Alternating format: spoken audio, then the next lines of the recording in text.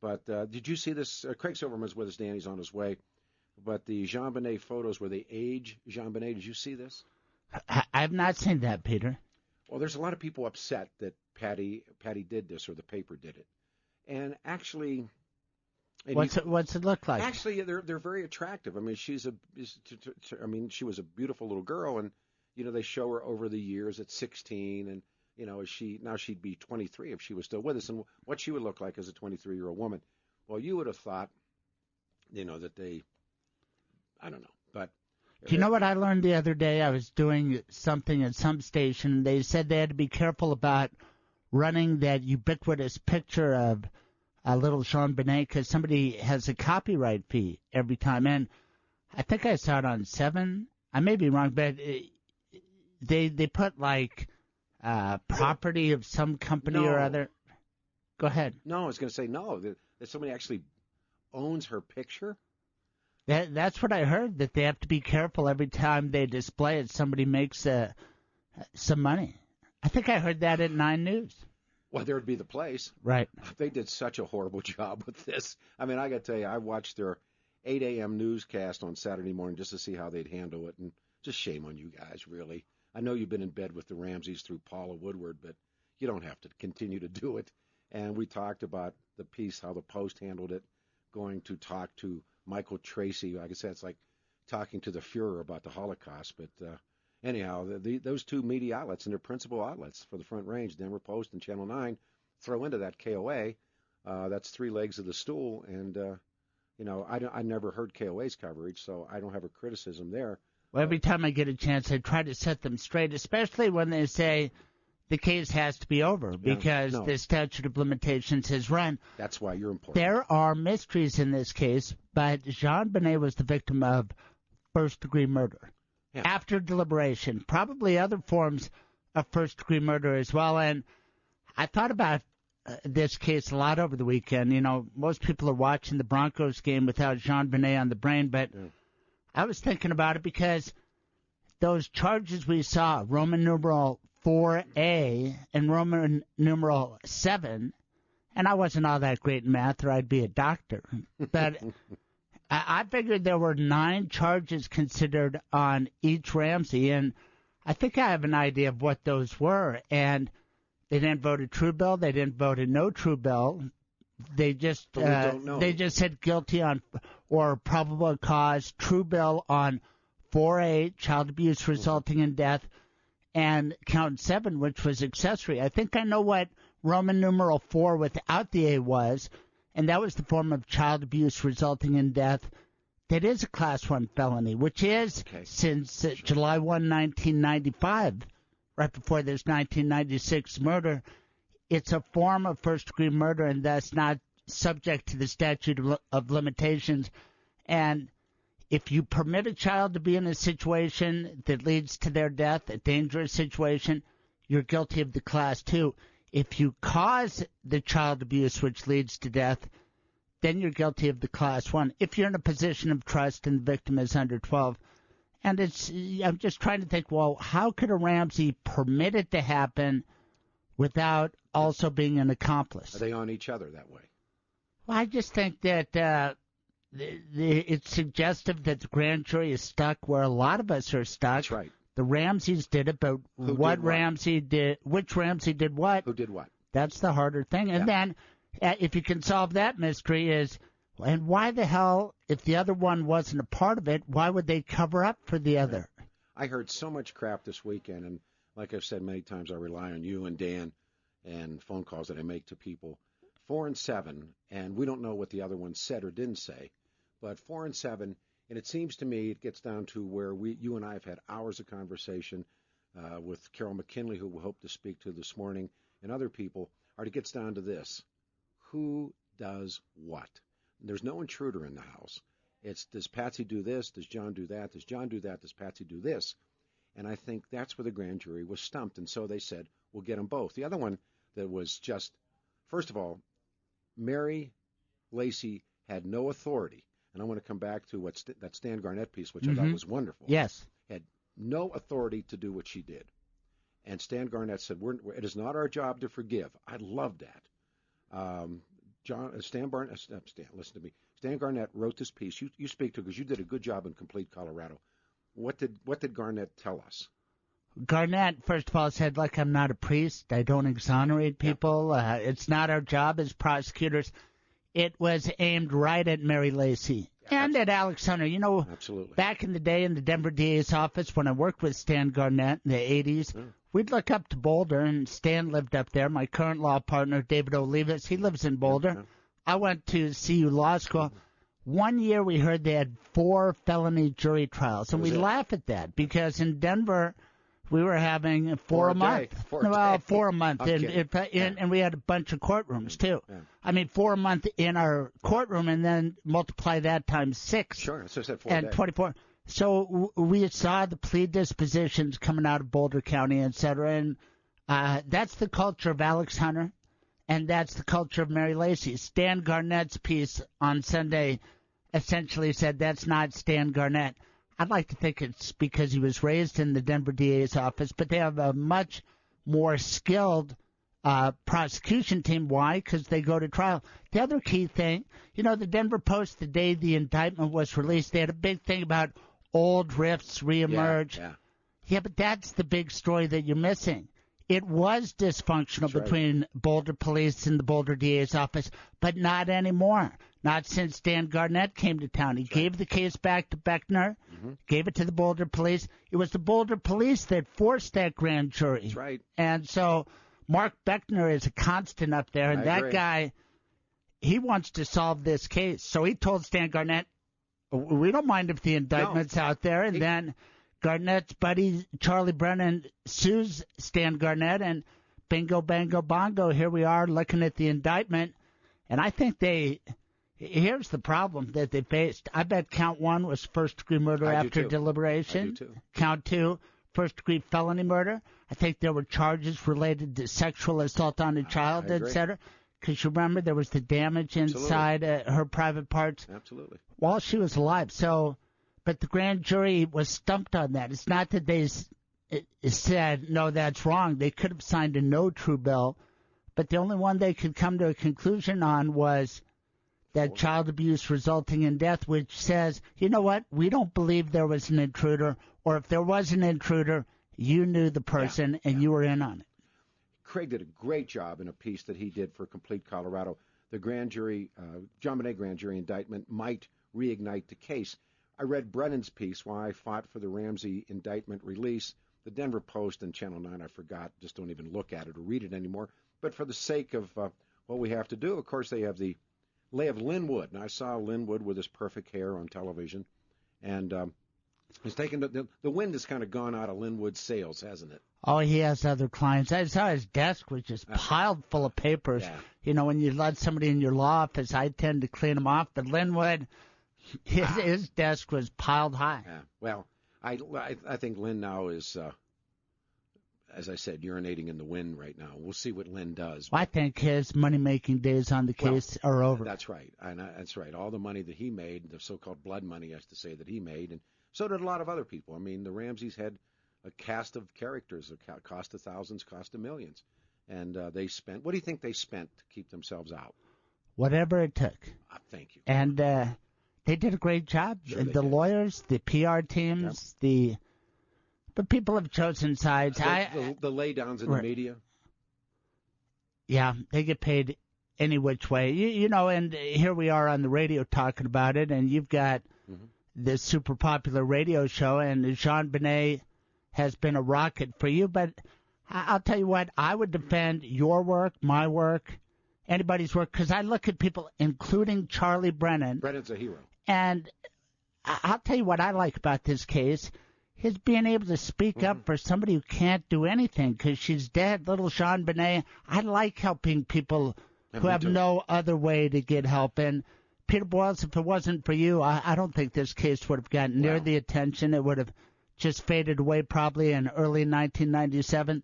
You're the guy who kept it alive many times. Friday night I saw Mike McPhee. Mike, of course, worked for years, and Mike and I talked about the story.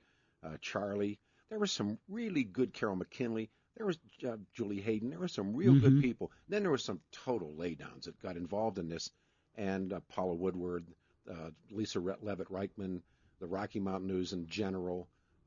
They were just horrible. And to this day, they remain, although the Rocky's gone, Channel 9 remains a very horrible source on this. I think the Denver Post picked up where the Rocky Mountain News left off. But Charlie Brennan is a hero. Charlie Brennan went through this. He got out of the business, I think, partially because of what happened. He wrote with Larry Schiller. Schiller, I think, ran on him. And then, as you point out, which I think is the magical connection, he honchoed Stan Garnett's run for Boulder DA. In fact, Charlie called me. I was doing the mornings on Brand X, and Charlie called me. He said, Peter, would you like to have, and he said, I'm helping Stan get elected. Would you like to have him on the show? And I said, I'd love to, because I wanted to get his position. And I had met him, like a handshake once or twice. But he was terrific that morning on the radio show. He said, yeah.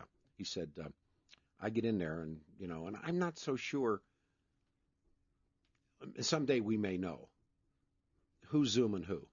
And if you read Charlie's piece, and he talked about being at a lunch or a dinner with the guy, and the guy drops it on him about the indictments. Mm-hmm. He went, wow.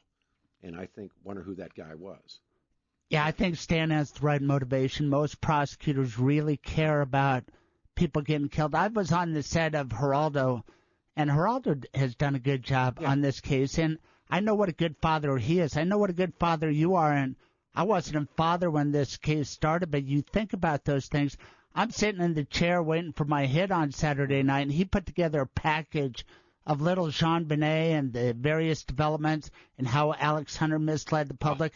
But the Jean Benet thing still takes my breath away. To think of this little girl on Christmas getting so brutally murdered in her own home, it's just one of the most horrific crimes imaginable. Yeah, and these people that move on and, all these kinds of things, no. I mean, there's one person left, and he, of course, is not available for comment anymore. He now uses his mouthpiece, Lynn Wood. He doesn't use Hal Haddon, but Hal Haddon's pretty much wrapped up dealing with El Turkey. But Hal's his other guy here in town. Doesn't it feel like a coordinated effort to put pressure on John Ramsey, Mark Beckner, Stan Garnett, Charlie Brennan? Maybe I'm just imagining that, but wow, what a change for him. And Peter Boyles is the one who brought out in their book, The Death of Innocence. These guys, claimed the grand jury exonerated them. For those of you, I'm a Ramsey-ophile, and I went to their book, and I think I still have it in my notes here. I got some ones I start with these big stacks of, I'll find it. I have it in a stack somewhere, but they wrote a book, and in their book they claimed that the grand jury vindicated them.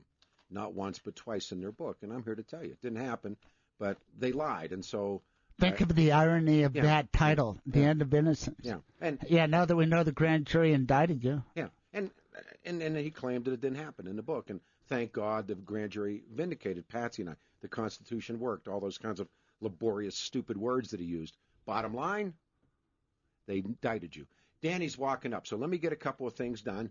And the Dan who? Do I know him? Dan Kaplan coming back in the door. There he is, dressed for success, Dan Kaplan. I know you. All right, with these guys in the room, let me do this real quick. Divorce should never be a time for distress, Lord, I know. If you're considering a divorce or you're presently involved in one, you deserve an attorney who knows that your case is unique as you are, an attorney who believes that divorce should be handled with dignity, an attorney who strives to find creative approaches for settlement, who works to achieve the best. The law firm of Joline Harrow, advocating for the best interest of families in Colorado for the past 25 years. Her firm is great, representing men and women, offering discount fees to active military and their spouses. If you are getting ready to marry or enter into a civil union, divorcing, separating from your spouse, enforcing a parenting plan or a court order, a grandparent seeking custody or just visitation, she's wonderful. Here's the phone number, 303-463-6302.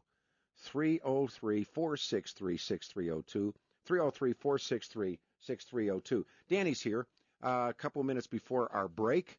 710knus.com is our website, and we have many things, including the Ramsey indictment. Danny, we had a quick, when the papers first started to drop, it's good. Thank you both for doing this again, getting up and being here.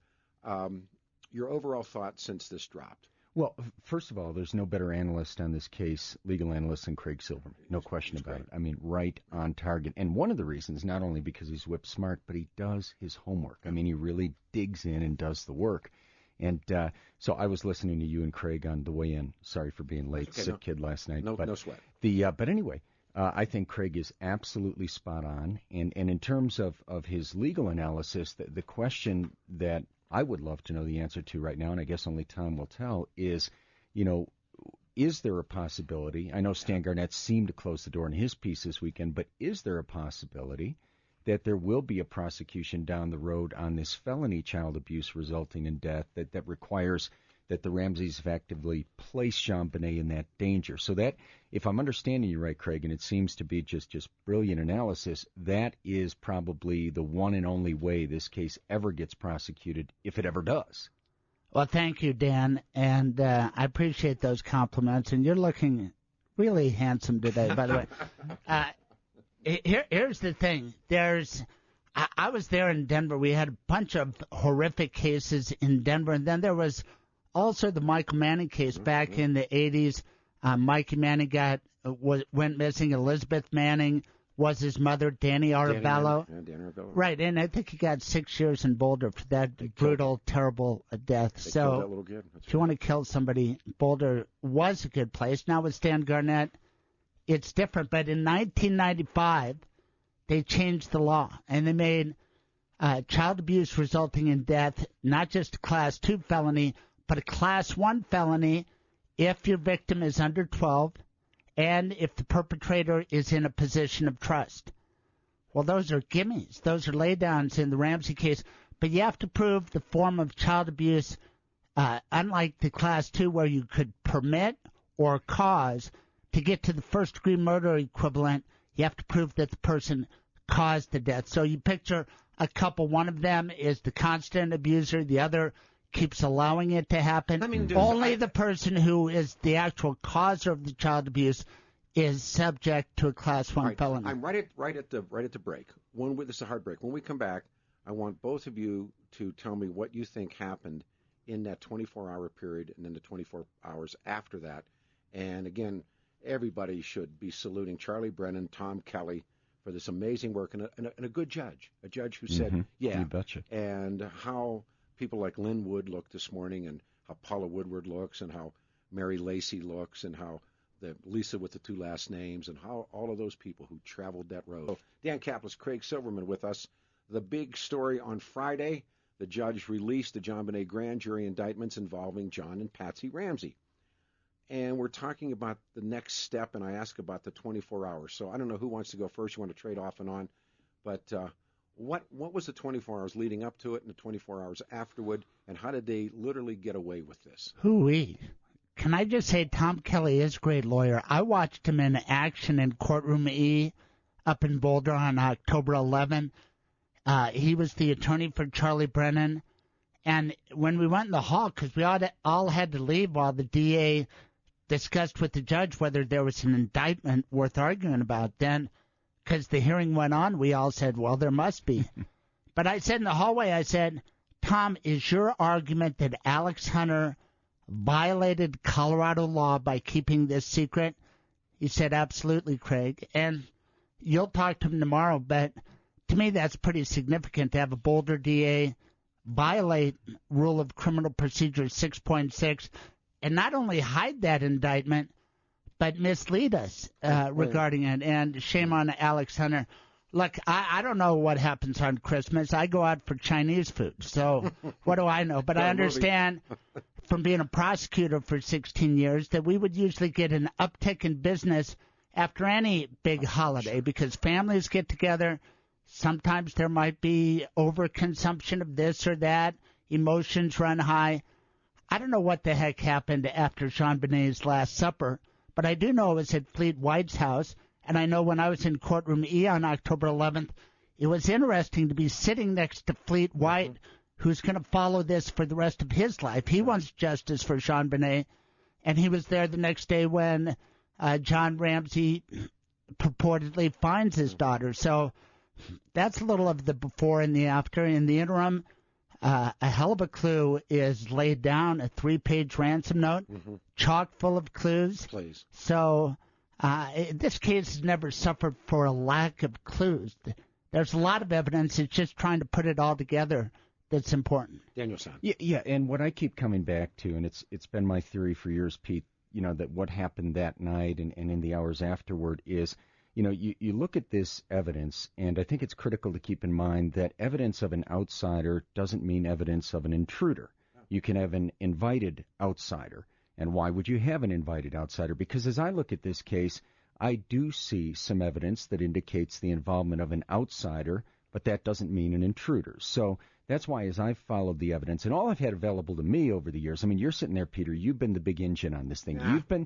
But you've been the outlet. You've been the outlet people can come to, and people can talk about it, and people can advance theories or try to discuss the evidence, sort it out, or bring you evidence. I mean, you've been a critical dynamic in this thing from the jump. But as I've watched all this evidence sort of trickle in or pour in at different times, the conclusion I come to is, yes, there's evidence of both. Obviously, in my opinion, evidence of an insider and evidence of an outsider. So my belief to this day is that this was more likely than not a planned fake kidnapping designed to make JonBenet and Patsy Ramsey through JonBenet world famous, which JonBenet returned safely at the end of this process. And something went wrong. Whoever was involved for the purpose of this fake kidnapping, something went wrong, and JonBenet ended up getting injured, and then the murder was a cover-up for everything that went crazy. And for people who think that's a crazy theory, I understand that initial reaction to it. But look at what was going on out there. I mean, the movie Ransom was showing at the time, as you guys know. Big hit with Mel Gibson as this handsome, big business executive. His child is kidnapped, and then he brilliantly and courageously engineers the safe return of the child. And there are just a lot of parallels, including that ransom note. So that's my own best idea as to what likely happened in there, the one idea that seems to best fit the evidence. And then, of course, we all know the details of the kind of goofy, clumsy response from the Ramseys over the next few days, weeks, and years. By the way, thank you to Casey. He brought this into me. This is the John Ramsey and Patsy Ramsey's book, Death of Innocence. Remember, they tried to shop this book, and they began to profess Christianity, deep involvement in Christianity, which really doesn't follow that course of their lives in the first place, but they got a Christian publishing house to do Death of Innocence. This is page 357 from Death of Innocence. The battered justice system had creaked and shuddered, but it had worked. We had not been indicted. People would finally see the jury's decision as to our vindication. Whatever time had been lost with the grand jury hearing now must be made up quickly. Page 359. After looking at all the evidence, or the lack of it, a jury of our peers had not indicted Patsy and me. Yeah. It seemed the system had functioned as our Constitution has intended, to which we will always be truly grateful. And that makes me so mad at Alex Hunter, who I've always liked. He let him get away with it. I mean, my bias. Let him write that. Yeah, and that is so wrong to me because, listen, my bias, as you guys know, has always been in Alex's favor. I really like him. I enjoy him. He's not a real prosecutor in the sense of a Craig Silverman or a Stan Garnett or a George Brockler, but he was always just a nice guy. But this is so wrong because, I mean, as a prosecutor, you have this sacred duty to sort of protect the community and do justice, right? And for Alex to let him get away with that, when, as Craig says, it appears that, based on your analysis and others, that he should have, on his own, Alex should have released that information in the beginning to then, essentially, I don't mean this in the legal prosecutorial sense, but to have assisted in that cover-up, at least on a moral level, to me, is so fundamentally wrong. After the Ramseys write something like that, you're still giving him credit. You're still putting wind in his sails. No, I'm not. All I'm saying is I like the guy on a gut level, but this is flat wrong. I'm sure there are some people who like me somewhere who every now and then say, "Boy, you really messed up there, Dan," and this was wrong. This was deeply wrong. But when you and I and the big guy screw up, it's about stuff that we just screwed up on. This is about a murder of a child. And he let that be said. Number two, here's one for, and Craig and I spoke about this. Here's Mary Keenan Lacey. If she had to have all the access to all of these grand jury notes, indictments, true bills, and she still comes out and does something that she's not authorized to do, she clears them in a letter. Well, that's just, as Craig and I think, both, don't let me put words in your mouth, but both said at the time. I mean, my words for that is, that's just a fundamental breach of trust with the people with her position. They should grab her license. I mean, they should take her license. I'm not saying that. I'm just saying that was as fundamentally wrong as labeling those kids rapists when she couldn't prosecute them because she didn't have the evidence. Of course. But she's such a whack job.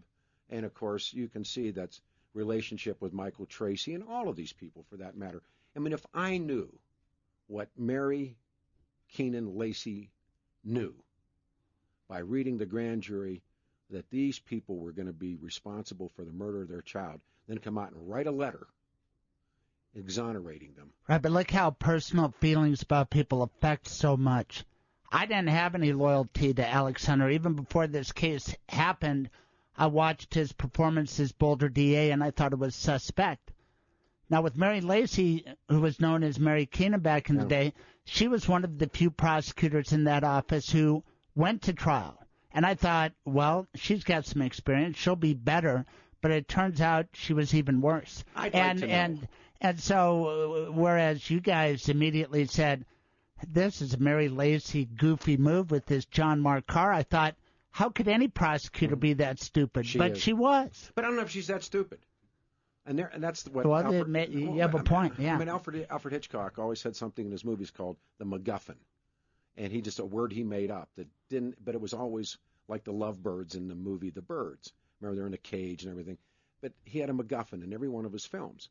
She's the Macguffin. She and a couple of other men and women are the MacGuffins. How could she? I mean, there was damning stories about her coming down and going into the so-called war room at night when no one else was there when seen on the surveillance video, she said, "Oh, we had cooked fish on the outside barbecue, and the tinfoil smelled bad." So she drove all the way from her house to use the dumpster behind the Justice Center. Remember they had that war room and the DA's office took it away from the Boulder PD because the Boulder PD has long been convinced this was done by the parents. And for a long time, Hunter and especially Mary Lacey, they took the case away from the Boulder PD. But remember when she brought the so-called fish wrap down, right? And they drove miles to do that at night. Yeah. And then when she was there, I went in to check my mail. Guys, I know we all have those images. Do you have a second on here? Or are you hitting a break? No. All those images that sort of stick in your mind for probably the rest of your life. But one of mine is I'm sitting in my office. It's about 8:30 in the morning, and I get this call, and it's a prominent member of the Boulder Police Department. And just a wonderful, very admirable guy. And he just says, the prosecutor, they're sabotaging. I'm parafrasing right now, but something to the effect of sabotaging this thing, probably. Right. And then he just said, we need some help. Can you put together a team of legal talent that can come in and give us independent advice here? And it's a long story after that, but the bottom line was some of the greatest lawyers in the history of this state or anywhere stepped in, volunteered a ton of time and expertise, and really helped to do everything humanly possible to right this thing. But from the beginning, I think, and I don't mean the mess-ups at the scene, wonderful professional who called me was not involved in the mess-up at the scene by police. But after that, the Boulder police did so many things right to try to make this right. But then you had the DA's office just pushing back against him. And there is the MacGuffin. Why? Well, I think about it from a legal perspective. I was a prosecutor for 16 years. Now I do criminal defense. I do personal injury. And you think about the choice of an attorney. You ask what happened in the 24 hours afterwards. Well, we know they lawyered up, and I think it was Patsy Ilowski who... They had a lawyer by that evening. Mike Bynum. They had Mike Bynum who gave them Hal Haddon. Right, and then Julie Hayden and I, for Channel 7 back in the day, we were trying to figure out who's Michael Bynum and what kind of connections does he have to Alex Hunter. Wasn't he a partner in some of those deals? Well, there were some real estate deals, but think about it. I mean, they made a great hire in Haddon, Morgan, and Foreman. They got the killers. Hal Haddon, but think about that, too. They know right away it's going to be Alex Hunter, liberal, Democrat, Alex Hunter weak, etc. What lawyer would be in the best position to influence Alex Hunter? And boy, I mean, the defense team really got in his head. Well, one note on the Mike Bynum hire, that made perfect sense from the beginning because Mike is a very good guy, universally respected in Boulder, probably viewed as one of the very top lawyers in Boulder, transactional and otherwise. So that made sense that they would be associated with Mike Bynum. They got Hal Haddon. Oh, yeah, but it was a great hire. I'm not putting it down. I don't put down anybody hiring a lawyer, but I think that's what made a lot of people suspicious. You have a right to a lawyer, but a lot of parents with their daughter dead would say, open me up and ask me anything because my daughter's dead. We did that so many times. We took out a full-page ad in the Post and the Rocky Mountain News. There's something called the true victim parent, and they ain't it. And there were too many people and that would go right away to the cops and say, whatever it is you need to do to me, put me on the box, let me get cleared, and let's go get the guy. The Ramseys they put up the wall. I mean, way before there was any accusations. They had Hal Haddon hired, Michael Bynum hired. They hired a PR team. Danny, you know what struck me, Pete, and you hate to be judgmental in a situation like this, but it just goes against every fiber of common sense, is the fact that, as I understand the reports, correct me if I'm wrong, guys, but they were trying to get out of town early Christmas Day, early afternoon. And I'm sure Craig has had the same experience because he does, catastrophic civil law as well. Every parent I've worked with who has lost a child to some sort of horrible wrongful death, you literally cannot drag them away from the body of their child. They won't leave the hospital. They won't leave the morgue. But parents who want to get out of town? John, we know he was on the phone with the airline. And a cop said, "What are you doing?" He said, "I'm leaving town." He said, "No, you're not." 7,000. Let's go to the phones. All right, we start with Jack on line 1. Craig and Dan are here. We're talking about the Ramseys. Hey, Jack, good morning. Hey, Peter. It is good to hear those guys back on the radio again. Indeed. In fact, I was surprised. I realized all of a sudden, seems like it's been a year and a half ago, that they were off the radio, and I couldn't believe that. Believe it. I know it. Hey, you know what? And Dan and I were on that Trayvon Martin case early because we knew how sensational that was going to be, and darned if it wasn't. Yeah. But thank you, Jack. Oh, you bet. Well, Peter, I've been listening to this morning, and I had no idea that John Ramsey was trying to get out of town that morning. Oh, yeah. I did not know that. Oh, that's a serious point with me. Hey, they went and lived at, and now we can tell it. I'm almost positive they lived at Pasta J. Alowski's house. And remember, we have a good friend in the business by the name of Lee Frank, and Lee got chased by Pasta J with a ball bat. And of course, nobody in Boulder prosecuted Pasta J for attacking. To the best of my knowledge, was Pasta J ever indicted for? Yeah, but in fairness, we've all chased Lee Frank with a baseball bat at time. I knew you were going to say it, but there was a reporter named Lee Frank, and Pasta J chased him and was never prosecuted for that. So, well, some of these names coming back. I mean, it's not that it's good to hear them so much, but it's been a long time, and I remember, hearing the news the morning that little girl died. In fact, I was in law school at the time. But, the thing that I think I would like to know more about is any prior connections between Alex Hunter and John Ramsey or the Ramseys. I mean, was there some kind of evidence that there was a relationship there? And not that I'm aware of, but you raise a good point, and I think Craig's impression of Boulder was probably the same. Craig was in law school up there, and I lived there a bunch of years. Boulder, from the DA's standpoint, guys, it seemed to me was run more like kind of a resort town. And Boulder was small enough, and kind of the business community was small enough that kind of everybody knew everybody kind of thing going on. So even if there wasn't that direct relationship, I would have to believe that Alex was certainly close with people who were close with the Ramseys. Yeah, I mean, if you're going to get a lawyer in a case like that, you'd think, well, who do I know who would know Alex Hunter? Who could I get who could influence Alex Hunter? Right. So, the politics up there may have played a part. May, huh? Yeah. and you know what's crazy? I mean, it's such a Democratic town. Don't even show up if you're a Republican. You've got no chance.